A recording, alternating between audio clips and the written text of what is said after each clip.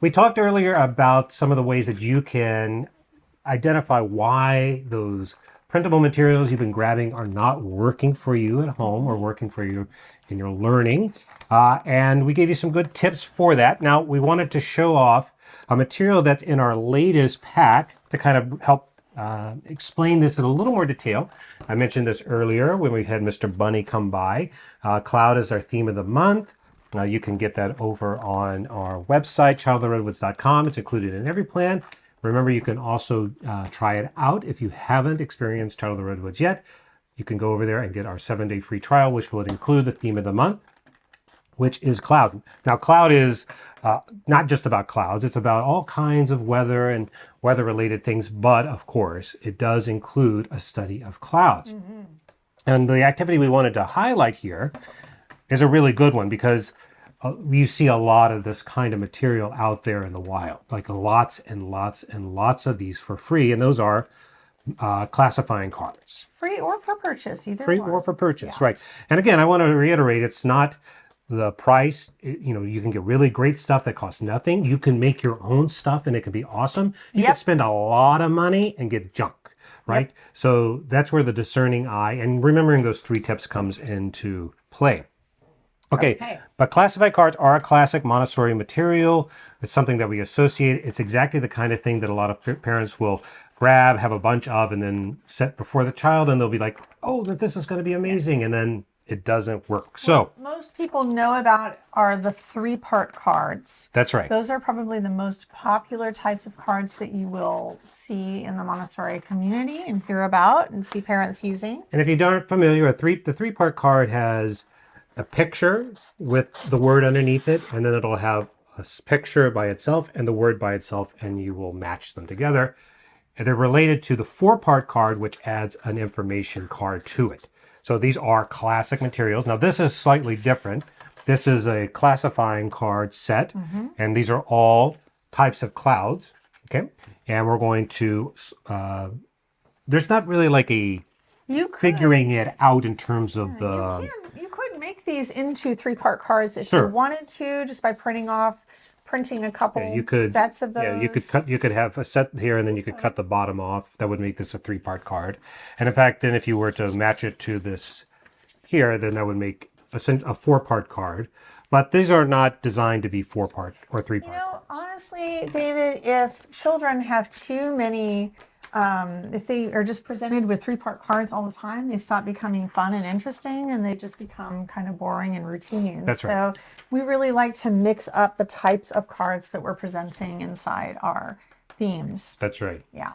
All right, well, let's go to the lesson and take a look at, we'll kind of revisit our 3 tips from earlier, and we'll take a look at how it works actually in practice. That's right. Okay, so these are, let's see, what is the name of this lesson? Types of clouds. So let me look. It's probably this one, I Spy Different Clouds. Yes. Which would be on page 18. Okay. All right. Yep, you're there. You're there. Nope. Oh, one more. Back. There we go. Okay, perfect. All right. And do we do a top-down? Yeah, we can do a top-down. Let's see. Let's see. Da, da, da, da, da, da, da. Okay, perfect. So here we are. We have this. It's called I Spy Different Clouds is actually the lesson. And so if you remember from tip 3, we were talking about making sure that you start with the lesson and then you choose a tool to give that lesson with. And so that is why in our curriculum, we write these lessons for you and we tell you where they're coming from in the curriculum. Yeah, I saw you pointing to physical science. All right. So in teacher speak, we would say this is the learning objective. So we always include one here. So for example, the I Spy Different Clouds. The objective is your child is learning the names of different cloud types, practicing observation and classification, and understanding weather patterns. Right. So all of the lessons inside of our thematic packets, they actually go to, like they can be found in our curriculum. Yeah, the foundational curriculum. Yes. Okay. That's right. So So that's the purpose. You've got like, here's what your child is going to be learning. This is the reason that we want to do this. And now we need to make sure that we're going to print this stuff out ahead of time. Honestly, friends, as a homeschooling parent, I personally find it more convenient to go and just like 15 minutes before I give the lesson or start the work cycle to go ahead and just print out the materials that day and cut them out. well, you literally just cut these while we were prepping. It didn't take very much time, right? It took Yeah. me, what, 2 minutes to cut them out? I also will tell you another secret. I do not laminate. And I know that that might surprise a lot of people who are new to Montessori. A Montessorian who doesn't have a laminating machine, I laminated in the classroom. And that is because I wanted the materials to last for many, many years. And in fact, the materials that I have laminated have lasted. I mean, when did we start teaching in the classroom? The year 2000. A long time ago, yeah. Yeah, so like since that's been what, 25 years. Encase something in plastic and it will last you 25 years and still look Sadly, it'll new. last for all time. Right? Sadly, I know. So the materials that I still have laminated, just, it's not wrong to laminate, but pick it wisely. Well, this is actually a kind of a related note that goes with the idea of like picking the material that's right for the job. I mean, one of the reasons that you can DIY so much is that materials that you buy that are made for the classroom are made to hold up for a long time under many, many, many children's fingers. And that's not the case. Even if you have a large family, you have 5 kids that you're homeschooling, it just does not compare in terms of the amount of use over time that a classroom material will get. My goodness, unless you have a lot of kids and you're really... Even if you have a lot of kids. But yeah, so you can get away with Use a good color printer Yeah. and cardstock, or this is just heavy paper. This is, we bought this at Costco, I think. yeah, actually. honestly, it's not the heaviest paper and it's not the lightest paper either. That 20-pound paper is just too thin, I find, for cards. Use at least 24-pound paper and above. Yeah, but again, like everything else in our house, it came from Costco. So you can find this stuff all over the place. Yes. And don't spend too much. Okay. So now you're going to print out your materials, but after you've decided that you want to give this lesson or you're looking for signs of readiness, or let's say you're doing a thematic approach and maybe you're in our community or your kid is just interested in weather and you're going to go get that material. Right. And one of the things you want to teach them is how to identify clouds in the sky. And in order to do that, we want to show them pictures of the clouds and the names and help them start to recognize those. Okay, so for all of these, we have directions for getting set. Yeah. And I want to draw attention actually to this little step right here. The first step is to print them out and cut them. But a lot of people actually skip the following two. And number two is to familiarize yourself with the cards themselves. And this is the kind of basic preparation that you can literally do 15 minutes before. You know, you don't have to spend all of Saturday trying to memorize the names of all of these clouds. Just read through them. And with all of our materials, as much as possible, we give you lots of information about it. So really you should take these information cards and read through them just so that you are aware. Lay out the cards so that you know what goes with what. And again, it's very easy to tell. We put in red the name so that it really draws your attention to it. So, you know, it's not rocket science.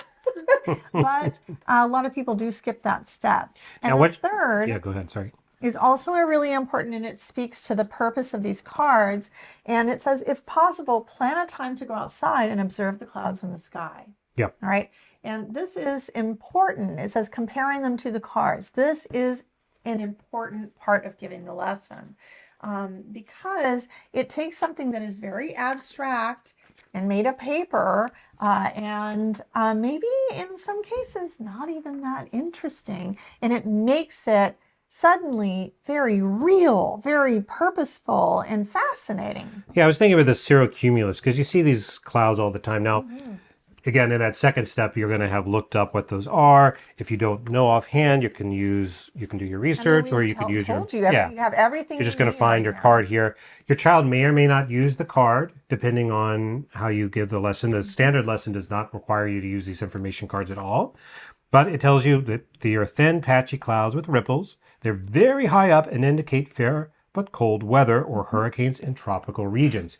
So here you've got a nice picture of it. Let me see. I guess we're top down. So you got a nice picture of it. And everybody has seen these clouds at some point, I'm sure. Yes. But the picture is fine. What you want to do, to your point, is you want to start looking for those clouds and pointing them out to yourself and to your child and connecting the dots, because the picture is fine, but it's when you see them way up high, or you've helped them understand that these are way, way, way, way high as airplanes high, then it becomes really, really exciting. Yes. Okay, so we've got our cards, we've printed them out, we've studied, sorted, etc., etc. Now what are we going to do? So the lessons that we provide for you are scripted. It's not wrong to read a lesson as you're giving it to your kids' friends. So let's kind of cancel that idea. There's this perpetuated idea in Montessori that you have to memorize every single lesson. Impossible. In full before you give it to your child. And I'm just going to tell you, most teachers at least keep like little index cards next to them while they're presenting or their notes. How many people have you seen giving a speech completely without any notes or an outline or a PowerPoint to guide them at all? Very few. It's probably a speech that they have practiced over and over and over and over. I mean, even the speeches that you see on TV are mostly with a teleprompter. Oh, and all of them now. All of them, yeah. Yeah, so, it's okay to use your notes. We write this for you to give you ideas and to help guide you in the way to teach the lesson. But just make sure that you are reading through it in a way that feels good and natural to you. It is okay to deviate from the script. It's also okay to rely on the script while you are learning how to teach Montessori lessons. That's right. All right? Tedley Ever After says, yes, taking the cloud cards outside over the weekend made all the difference in bringing the lesson to life. Tedley is one of our members. So nice to have you with us. Yeah, absolutely. Yeah, so I don't know if you saw that post with Theo and the cloud, I Spy cloud. Oh, yeah, that's right. Yeah, that's right. So and those were used, those were a way to really make those cloud pictures of the cards come to life. And I love it when I see our members being creative with the clouds. You don't just, they're not just something to have as a layout. You could keep a set of these in your car, just put them in the glove box, or I was going to say sometimes there's like a little compartment. Like a little map compartment or something. Yeah. Like a little, or in the back of like that little seat. Yeah, the little netting or whatever. The little netting in the seat. Like this is a great thing to kind of keep around with you when you're exploring. And there's also all kinds of creative ways that you could display it. Often our members will put these, after they use the cards on a rug layout, like we're suggesting here, they will take the cards and they'll actually make a display with them on the wall. And what a cool demonstration that would be, in particular with these. Our lesson here is that we've got clouds that are high, clouds that are mid-level, and clouds that are low. How fun would it be to take your cards and literally put them on the wall, up high, in the middle, down low, and also to pretend to be these clouds, How fun would it be to make it tactile, or charade style, that'd be fun. Like what if you were to just play with it like this? I know, what is this? The cumulonimbus. Towering high. Right? So the cards are a tool. The lesson is what's important. And no child is going to be interested, or it's going to be really rare. I guess I wouldn't say no child, but it is rare to find a child that is just obsessed with classified cards for the sake of classified cards. Yeah, I mean, even kids who get obsessed with things like dinosaurs, it comes from somewhere. Something has piqued their interest. So they can be very cool, be creative with them. This goes for any printable material that you find online. You can download things, and I've seen all kinds of really cute printables out there that I look at, I'm like, in the right context with the right lesson, these would just be stellar. But completely out of context, it's likely to be a fail. Totally. Yeah, you're not going to get the results you want. And even if I think that there's a trick when it comes to free, right? Yeah. You may think, well, I didn't pay anything for it. You did. You paid in your time, your effort, the lost opportunity with the That's right. child. Like there is a cost, right? Even if it's not a financial cost. So it's important to come with that right mindset so that you take advantage of the learning opportunities that are in front of you. They are fleeting. Unfortunately, a child grows really fast. That's right. So they won't be within a certain age of and plane of development for very long. So these are fun. This is a great activity. So what are the tips for when it comes to cards or other things? Well, Don't hoard them. don't hoard them. Yeah. If you're going to download it, use it. Yes, and Okay. in our membership, we have so many printable materials for you, and we really encourage our members. I know it's really, really tempting because we come from that mindset of scarcity. Many of us do come from that mindset of scarcity when it comes to these educational Yeah, grab it all you materials. I mean, can. it's a thing for homeschoolers. Homeschoolers, we tend to come from that mindset of scarcity where we feel like we have to have all of the curriculum resources. I feel it. I see you doing it. So try to resist that urge. In our community, we try to encourage our members to just know that it's there. Like it's there for you. If you're a member of the complete curriculum, you've got how many full 3,000. complete 3,000, over 3,000 lessons, but how many complete themes are now Oh, available? 45? 45. No one's going to teach all of that all at once. No, and you shouldn't try. And you shouldn't try. So you don't need to just go download every single thing. If you're in our complete curriculum, just know that it's there. All right, know that it's there. Go download what you need to teach that week, or that month. And not to just feel like you have to hoard everything. That's okay, right. so I know that it is going to be a mindset shift for a lot of parents to shift from feeling like your cup is full and you have enough right now.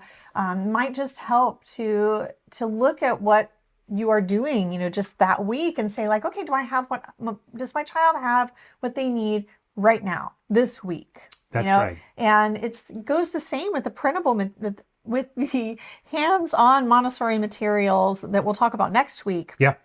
You don't have to have everything at once. And I think a lot of us just think that we do. Yeah. But if we can overcome that, then you're just going to be so much easier. You're going to feel better. It's going to be a better teaching and learning experience for you and your child. Okay, so this actually brings us to a second don't do it. Yeah. Which is don't laminate them and then just bring them out at random. Right.